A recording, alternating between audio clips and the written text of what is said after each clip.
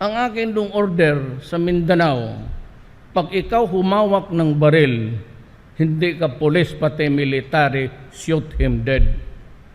Kasi papatayin talaga tayo niyan. Hindi lang papatayin, ang ulo ng presidente, ilagay na doon sa plaza. Hawakan ni Rizal, kaganon.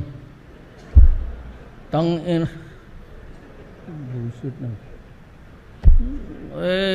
Ako pantakuti na, nako. Bagay noon, praktisado ako sa manok. Hindi gano'n ng ulo, pero marunong man rin ako magputol ng ulo, anak ng waiting.